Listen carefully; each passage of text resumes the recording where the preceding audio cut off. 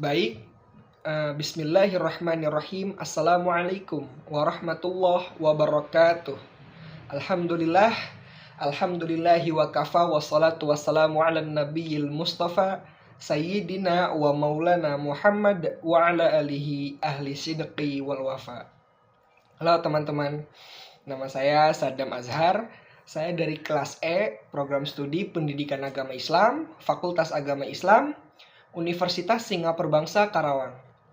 Nah, teman-teman, pada kesempatan video kali ini saya akan menjawab berbagai pertanyaan ataupun berbagai soal yang mana ini adalah salah satu bentuk tugas UTS ulangan tengah semester daripada mata kuliah Filsafat Pendidikan Islam yang diampuh oleh Bapak dosen Bapak Dr. Iqbal Amar Muzaki, MPD, dan juga terima kasih kepada Bapak yang sudah memberikan tugas kepada kelas kami. Dan di sini saya akan menyampaikan ketentuan tugas-tugasnya, yang mana tugasnya yaitu menjawab pertanyaan ataupun menjawab soal dalam bentuk video kemudian diupload di YouTube. Nah, banyaknya pertanyaan ataupun soal di sini itu ada 8 pertanyaan yang akan saya jawab dan juga sekaligus sudah saya catat dan juga saya rangkum jawaban saya yang akan saya sampaikan pada di video kali ini. Nah, langsung saja saya mulai ya teman-teman ya. Untuk yang pertama, itu jelaskan bagaimana pengertian filsafat pendidikan Islam dapat mempengaruhi praktik pendidikan di madrasah dan juga di pesantren. Dan juga berikan contoh konkret dari pengalaman Anda ataupun observasi di lapangan. Nah, teman-teman, ini menarik ya. Saya akan jawab ya untuk yang di nomor pertama, yaitu pengertian filsafat pendidikan Islam dan juga pengaruhnya pada praktik pendidikan di madrasah dan juga di pesantren. Nah, teman-teman, jadi filsafat pendidikan Islam ini tuh bukan hanya sekedar teori, tetapi juga sebuah panduan hidup yang mana tuh mengarahkan bagaimana pendidikan tuh seharusnya membentuk karakter manusia secara holistik gitu. Nah, apa sih yang dimaksud secara soal holistik itu tuh?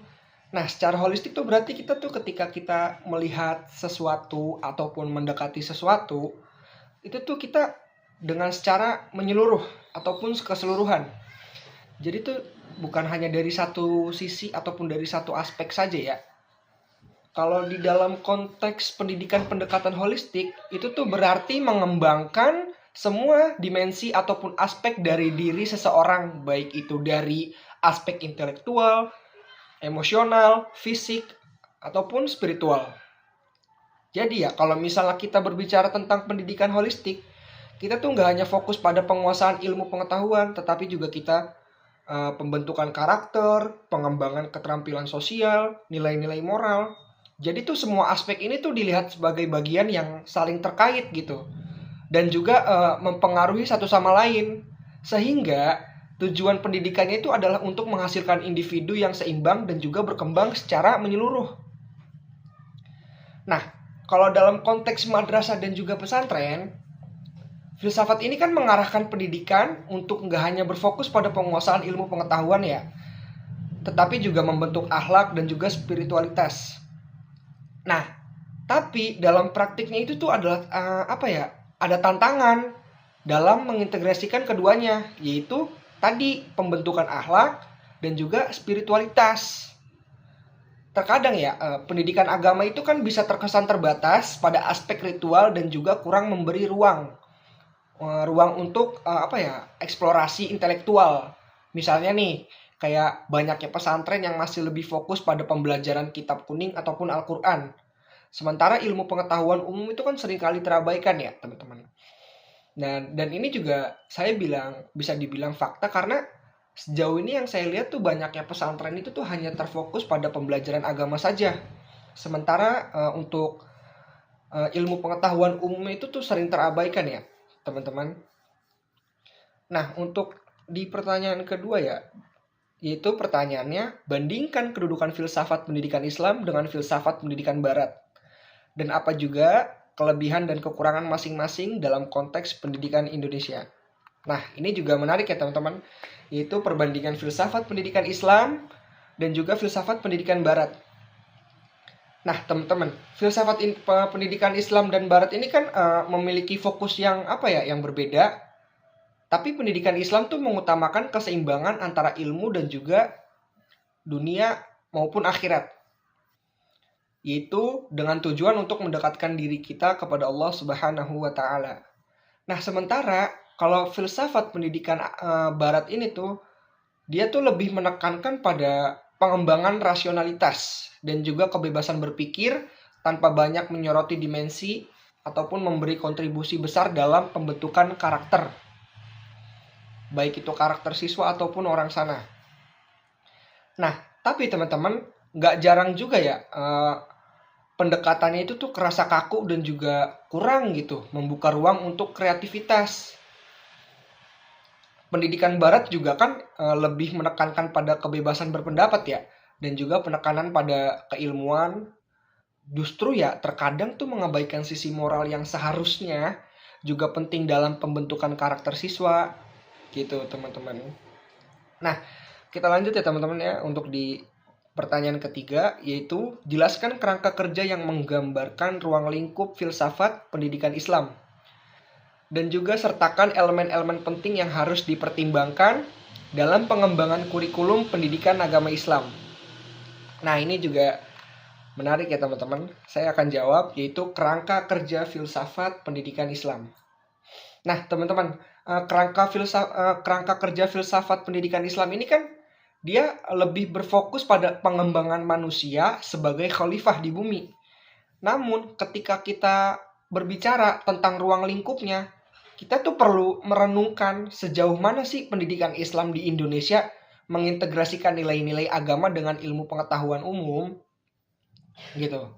Kan banyaknya kurikulum di madrasah ataupun di pesantren ini kan yang lebih menekankan pada ilmu agama. Sementara itu yang saya tadi bilang, ilmu pengetahuan yang lainnya itu masih terbatas. Jadi tuh hal ini tuh bisa menjadi kendala ya dalam menciptakan lulusan yang mampu bersaing di dunia global. Jadi oleh karena itu perlu adanya inovasi dalam pengembangan kurikulum pendidikan yang mungkin lebih menyeluruh dan juga modern, tapi tetap berlandaskan pada prinsip dasar Islam gitu. Nah, untuk di pertanyaan keempat ya teman-teman ya, yaitu pertanyaannya, dalam konteks modernisasi pendidikan Islam, bagaimana sih Anda dapat menerapkan prinsip-prinsip filsafat pendidikan Islam untuk mengatasi tantangan yang dihadapi oleh lembaga pendidikan Islam saat ini? Nah, saya akan jawab ya teman-teman, yaitu penerapan prinsip filsafat pendidikan Islam dan juga penerapan prinsip filsafat pendidikan Islam dalam modernisasi pendidikan Islam. Nah, teman-teman, dalam era modern ini ya, itu kan tantangan terbesar bagi pendidikan Islam, yaitu bagaimana mengintegrasikan prinsip-prinsip Islam dengan mengembangkan teknologi dan juga globalisasi tanpa mengorbankan nilai-nilai moral. Nah, misalnya nih ya, kayak pendidikan yang mengandalkan teknologi itu tuh harus tetap mempertimbangkan aspek akhlak dalam penggunaannya. Jadi ketika kita bahwa pendidikan tersebut itu juga mengajarkan nilai-nilai Islam, yang sebenarnya tuh salah satu tantangan terbesar adalah bagaimana menjaga keseimbangan antara inovasi teknologi dengan prinsip pendidikan Islam yang lebih tradisional, seperti dalam pesantren yang masih cenderung menggunakan metode konvensional. Gitu teman-teman. Untuk selanjutnya yaitu di pertanyaan nomor 5, yaitu pertanyaannya, jelaskan urgensi dan juga fungsi filsafat pendidikan Islam dalam membentuk karakter siswa. Dan bagaimana hal ini dapat berkontribusi pada pembentukan masyarakat yang lebih baik? Nah, teman-teman, di sini saya akan jawab ya, yaitu urgensi dan juga fungsi filsafat pendidikan Islam dalam pembentukan karakter siswa. Nah, ini simpel ya.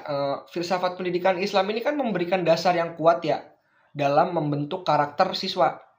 Tapi kalau dalam prakteknya itu tuh nggak jarang tujuan pendidikan ini tuh terdistorsi lah bahasanya mah. Terdistorsi oleh pendekatan yang terlalu formal dan juga kaku. Karena pembentukan karakter dalam pendidikan Islam tuh seringkali terfokus ya pada moralitas tanpa memberikan cukup ruang bagi siswa untuk mengembangkan kreativitas ataupun pemikiran kritis mereka gitu. Jadi ini termasuk tantangan yang besar ya bagi pendidikan Islam di Indonesia, yang perlu lebih dinamis dan juga fleksibel lah dalam menghadapi realitas zaman yang semakin kompleks gitu.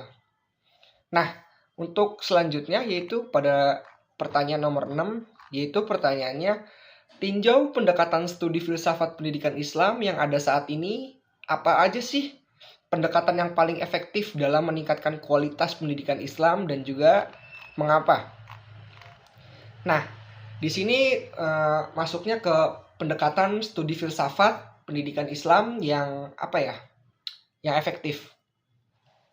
Jadi teman-teman, pendekatan pendidikan Islam yang paling efektif itu menurut saya adalah pendekatan yang holistik, yang mengintegrasikan aspek spiritual, moral, dan juga intelektual.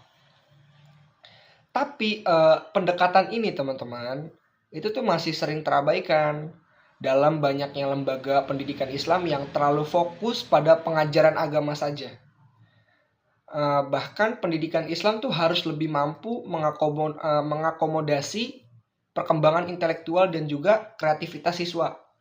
Agar apa? Agar mereka tuh gak hanya pintar secara salah satu cara, gak hanya pintar tuh secara teori lah bahasanya mah, tapi itu juga mampu berpikir kritis, inovatif, dan juga adaptif terhadap perubahan zaman. Kan salah satu cara untuk mencapai itu kan adalah menurut saya itu mengkombinasikan lah, menggabungkan metode tradisional dengan pendekatan modern. Jadi seperti kayak pembelajaran berbasis proyek, pembelajaran berbasis digital. Nah, gitu teman-teman. Dan untuk di pertanyaan ke nomor 7, yaitu jelaskan rancangan program pendidikan yang akan Anda buat yang mengintegrasikan hakikat manusia dan juga hakikat pendidikan dalam konteks pendidikan Islam. Apa saja komponen utama yang harus ada dalam program tersebut? Nah, ini menarik nih teman-teman. Rancangan program pendidikan yang mengintegrasikan hakikat manusia dan juga hakikat pendidikan dalam konteks pendidikan Islam.